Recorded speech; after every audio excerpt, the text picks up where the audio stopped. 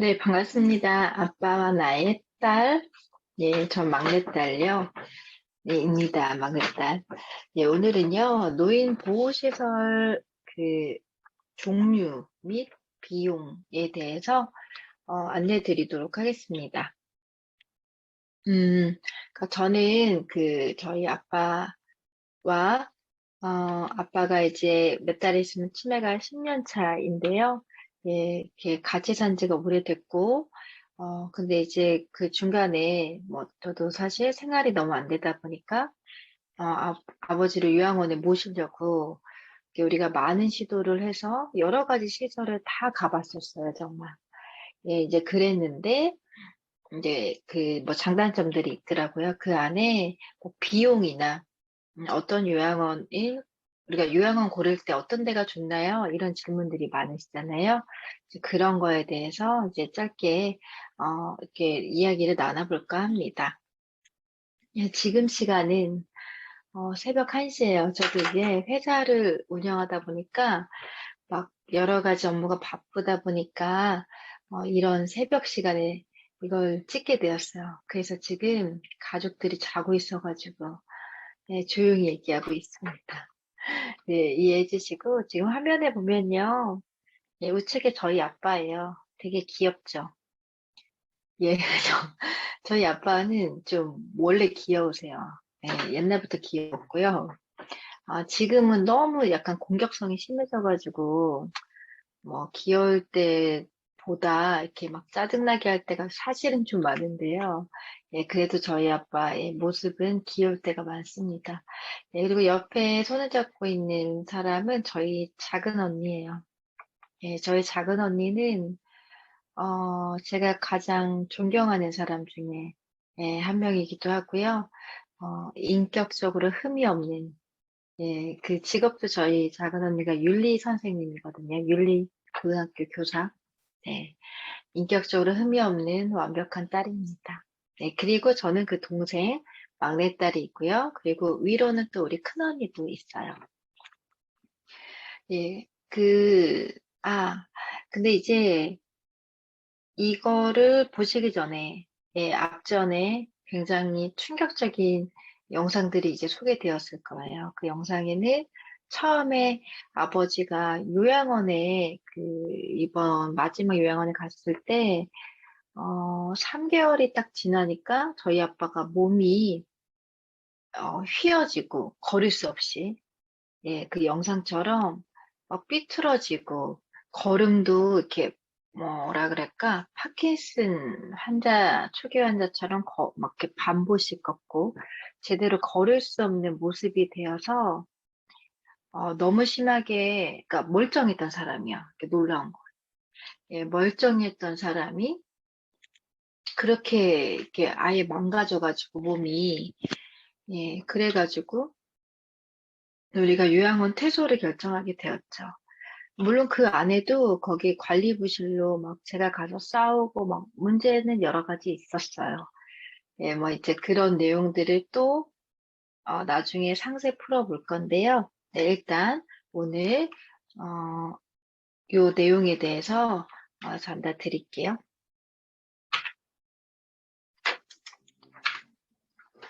예, 보시면요. 일단 보호시설, 노인 보호시설로는요. 이런 종류들이 있습니다. 크게 데이케어 센터가 있죠. 예, 데이케어 치매 데이케어 센터라고 하죠. 예, 그리고 이제 두 번째는 요양시설 중에서요, 크게는 공동생활 가정이라는 게 있어요. 예, 그리고 우리가 잘 아는 요양원 또는 요양병원, 이런 게 있죠. 예, 보시면 데이케어 센터가 사실은 가장 좋습니다. 예, 그 집에서 이렇게 출퇴근식으로 이렇게 되잖아요. 그러니까 오전에 갔다가 오후에 오던지 이렇게. 근데 이제 여기서 중요한 건 데이케어를 다니려면 어느 정도 인지 능력이 있으신 분들만 갈 수 있다라고 봐야지 돼요. 그러니까 노인 복지관 형태라고 보시면 돼요. 데이케어는. 그러다 보니까 막 어떠한 프로그램을 하고 막 10명, 20명, 뭐 몇 명의 노인들이 모여서, 그러니까 치매 거의 초기의 환자들이 가장 많이 가죠. 예, 어떤 막 색종이 자르고 막 이런 프로그램들을 하는데요. 예, 그러면 이 중요한 거는 이 제가 적어놓은 금액들은 등급에 따라서 다르다라는 거예요. 장기 요양 등급을 몇 등급 받았느냐. 예, 그 등급은요, 5등급이 제일 정상에 가까운 모습이고, 1등급이 가장 아프신 분들이다 보면 돼요. 그래서 처음에는 등급을 받게 되면 다 5등급을 받게 된다라고 보시면 되죠. 그래서 이 5등급을 받았다. 예, 라고 했을 때, 그러니까 그 이 등급에 따라서 나라에서 지원금이 더 많이 나오냐, 적게 나오느냐, 그 차이다 보니까 부담금이 조금씩은 차이가 있다. 라고 보시면 되고, 데이케어는, 제가 근데 그 금액이 자세히는 기억이 안 나요. 우리가 이게 좀 데이케어는 된 지가 오래되다 보니까. 근데 제 기억에는 우리가 5등급일 때 3, 40만 원 정도의 부담으로 기억을 해요. 예, 이 부분은 근데 약간 되게 확실하진 않아요. 예, 그리고, 그러니까 나라에서 뭐 80만 원? 뭐 이제 이 정도 뭐 지원을 뭐 받는다. 이제 그럼 나머지 자기 부담금 이런 거고. 근데 이거는 개별 차이가 있는 게 뭐냐면 몇 시간을 이용하느냐에 따라 전혀 다른 거예요, 금액. 그러니까 이 데이케어가 뭐 8시부터 픽업해가지고 9시부터 4시까지 이용하는 팀들이 있고, 그리고 이제 회사 다니는 팀들은 4시에는 그 가정들은 4시까지로는 픽업이 안 되니까 한 8시, 그게 마지막 타임 있거든요. 막 7, 8시까지 운영하다든지 네, 거의 7시 정도에 두 번째 차량이 움직여요. 그러니까 이제 그 데이케어는 노인들을 실어다가 픽업하고 집 앞으로 모시러 갔다가 다시 데려다 드리고 이런 거거든요. 예, 그렇게 해서 이렇게 뭐 4시 타임까지 이용할 거냐, 그리고 7, 8시까지 이용할 거냐, 그리고 토요일까지 이용하느냐 안 하느냐에 따라서 비용이 많이 달라지게 됩니다. 예, 이제 그거는 이제 데이케어에 방문을 하셔가지고 이제 그 각 가정에 맞게끔 시간들을 사용하는 거 체크하시면 되고요. 예, 그러니까 여기서 예, 이렇게들 많이 생활하시는 거예요. 데이케어를 이용하면서 오후에 요양보호사를 개별로 쓰시면 회사를 다니거나 직장 생활이 가능하시겠죠. 예, 근데 데이케어에서 기본 이용료를 거의 다 써버리니까 그 외의 시간은 요양보호사님이 집으로 온다면 개별 자기 부담금으로 돈이 추가될 수 있다라는 거. 예, 그러니까 사실 우리 직장 다니시는 분들은 예, 데이케어가 가장 좋죠. 예, 집에서 분리시켜야 되는데 어디 갈 데가 없으니까. 그리고 치매 노인을 집에 혼자 두는 거는 굉장히 위험하니까. 예, 근데 이제 아까 말씀드린 대로 치매가 너무 막 대소변 못 가리고 심해, 뭐 밥 먹자 근데 막 소리 지르고 막 그 조직 생활을 방해하는 수준이 되면 데이케어 이용이 거의 불가능하게 되고 사실은 쫓겨나게 됩니다. 예, 좀 슬픈 이야기지만, 예, 그렇습니다. 예, 그리고 이제, 여기에서 단계가 넘어가면 이제 요양원으로 모시게 되죠. 집에서 케어가 안 되게 되면. 그때 이제 공동생활 가정은요, 요양원의 미니 그룹 운영이다 보시면 돼요. 집 같은 곳을 대부분 개조하여서 정말 그 생활 가정집처럼 운영이 돼서 사실은 노인들에게 요양원보다는 훨씬 안정감을 줄 수 있죠. 그리고 소그룹의 케어다 보니까 조금 더 신경 써주시는 부분들도 있고 사실은 요양원보다는 여기가 훨씬 좋아요. 예, 근데 이제 여기에 이제 자기 부담금은 거의 그냥 요양원이랑 똑같다라고 보시면 돼요. 이제 일반적으로 뭐 고급이 아닌 지금 일반이죠. 예, 뭐 100 얼마의 그 장기 요양 등급에 따라서 100만 원, 뭐 100 얼마 정도의 지원금이 나올 거고요. 그러면 자기 부담금은 한 80 얼마가 되게 됩니다. 네. 근데 이제 공동생활 가정은 음, 장점들이 있지만 단점은 뭐냐면은 그 선생님들이 몇 없을 거 아니에요. 10명이니까. 그러니까 사실은, 어, 오히려 그 위급한 상황에 대한 대처 능력은 조금 떨어지겠죠. 예, 그러니까 요양원들은, 요양원이나 요양병원들은 거기 안에 어떠한 뭐 간호사라든지 뭐 이렇게 뭐 촉탁의 의사에 대한 연계가 좀 되어 있고 그런 것들이 있잖아요. 네, 근데 이제 여기는 가정에서 소그룹으로 운영하니까 선생님들이 굉장히 작아서 돌발 사항에 대한 통제가 조금 어렵다. 돌발 사항은 뭐 예를 들면 그 건물을 바로 나갔다든지, 그러니까 집에서 탈출한 경우죠. 예, 그 공동생활 가정 그 장소에서 탈출한다든지, 뭐 이제 그런 거에 대해서 취약한 부분이 있다. 네, 그래서 이제 그런 경우는 이 공동생활 가정이 좀, 이게 보안을 어떻게 해놨는지, 집 밖으로 일단 나가지 못한 어떠한 제어 장치가 있는지, 그런 것들을 체크를 하셔야 될 거예요. 왜냐면 저희 아빠가 있던 공동생활 가정이, 예, 처음에는 공동생활 가정을 갔었어요. 근데 진짜 여기 고르기도 저희가 진짜 어려웠어요. 예, 최대한 집같이 아빠가 편안함을 느낄 수 있고, 우리가 이제 그 원장님들이죠. 그 대표님들 만나봤을 때 정말 인간적으로 좀 보이는 분 상담했을 때 이런 분들을 찾기가 어려워서.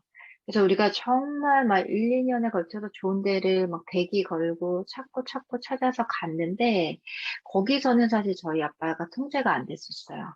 그러니까 저희 아빠는 그러니까 그 공동생활 가정은 정말 좋은 곳이었어요. 원장님도 착하시고. 근데 저희 아빠는 힘이 있다 보니까 그 여선생님들을 다 누르고 나올 수가 있을 힘이 있었고, 그리고 거기가 이제 현관문 같은 건 잡지만 대문 같은 게 없었죠. 약간 집같이 시골집같이 되어 있으니까. 그러다 보니까 잠시 낮에 선생님들이 환기시키고 뭐하고 문을 열어놓은 상황에 저희 아빠가 그 아래까지 쭉 나가버린 거예요. 예, 그래가지고 잊어버릴 뻔한 적이 있었죠. 예, 그러니까 이제 그게 어, 이 공동생활 과정이 꼭 좋다, 안 좋다는 그 환자의 성향과 지금 건강 상태나 활동 수준에 따라 달라지는 거죠. 근데 거기에 저희 아빠 빼고는 거의 움직이지 많이 못하시는 분들도 많이 있었거든요. 휠체어에 있다든지. 그런 분들한테 정말 좋은 곳이었죠, 거기는. 되게 친절하고 잘해주고 밖으로 도망갈 위험은 없고 이러다 보니까. 예, 그렇다라고 보시면 되고요. 예, 사실, 그 다음에 여기 요양원, 그 다음에 이제 요양원으로 넘어가죠. 근데 이제 거의 시설을 고를 때, 많은 보호자분들이 저희도 그랬지만 뭘 고민하냐면은, 공동생활 가정이든 요양원이든, 그, 우리 집에서 가까운 데를 고를 것인가, 어, 아니면 제일 많이 고민하는 게, 좀 경치가 좋고, 공기가 좋은 뭐 경기도나 뭐 또는 외곽으로 어떻게 보낼 것인가, 그런 걸 많이 고민하시는데요. 어, 뭐 사실은 뭐 거기서 거기고 그 의미는 없어요. 예. 그러니까 우리의 보호자의 마음이 편한 게, 그래도 공기가 좀 좋은 데로 모셔야지 이러는 건데, 사실은 그 환자들 입장에서는 가족들이 가장 더 자주 갈 수 있는 곳, 자주 찾아뵐 수 있는 곳을 선택하시는 게, 예, 그게 가장 더 중요하다, 예, 라고 보시면 되고요. 근데 이제 서울은 이제 단점은 수도권들은 이렇게 월세가 비싸고 이러다 보니까 굉장히 좁게 만들죠, 대부분 요양원들을. 근데 진짜 그런 곳에 있으면 환자가 좀 답답할 수밖에 없고요. 경기도는 그에 비해서 뭐 땅값이나 월세 이런 게 좀 저렴하다 보니까 좀 더 넓게 시설들이 구성되어 있는 장점은 있어요. 예, 근데 이제 그건 내가 얼마나 찾아가느냐에 따라 보호자가 얼마나 찾아가느냐에 따라 그런 중요 선택 기준이 또 달라진다라는 거, 예, 아시면 될 것 같습니다. 이 요양원들은 일반 요양원은 이야기하죠. 우리가 흔히 보는 일반 요양원이나 요양병원들. 그런 데들은 뒤에서 또 설명드릴게요. 그러니까 일반 요양원은 자기 부담금 한 80만 원, 고급 요양원은 자기 부담금이 한 250만 원 정도가 우리 지금 대한민국의 평균인 것 같습니다. 예. 그 다음 보시면 일반 요양원은 아까처럼 이렇게 작은 데들 있어요. 그러니까 막 서울 시내 요양원들 보시면은 한 건물에 상가 건물에 거의 들어가 있고 해서 진짜 좁죠. 근데 그 한 층을 요양원으로 개조한 거다 보니까 한 열 몇 명이 있는 데가 있고요. 한 건물이 요양원인 데들은 뭐 100명, 200명, 300명까지 수용이 가능하죠. 예, 그래서 일반 요양원은 근데 뭐 크던 적든 비용은 똑같아요. 한 80만 원 정도. 예, 여기에 뭐 밥값 좀 더 받고 하면 뭐 100만 원 미만 뭐 이렇게 된다라고 보시면 되고. 근데 중요한 건 이제 고급 요양원이죠. 예, 근데 저희 아빠도 일반 공동생활 가정에 처음에 갔다가, 아까 말씀드린 대로 선생님들을 케어할 수 없이 우리 아빠가 힘이 있다 보니까, 공격성이 있고 이러다 보니까, 이렇게 그 선생님들한테 위험할까봐 어쩔 수 없이 모시고 집으로 다시 데리고 왔었어요. 예, 그리고 그 다음에는 일반 요양원을 우리가 요양원 중에서, 유명하다는데, 그러니까 유명하다는 건 기준은 뭐냐면 뭐 우수시설, 최우수시설 등급, 뭐 1등급 이런 거 상 받은 데들이 있어요. 네, 그런 데 이제 갔었죠. 네, 그랬는데 사실은 정말 최악이었어요. 거기는 진짜 여기서 사람이 살 수 있을까? 네, 진짜 그런 생각이 들더라고요.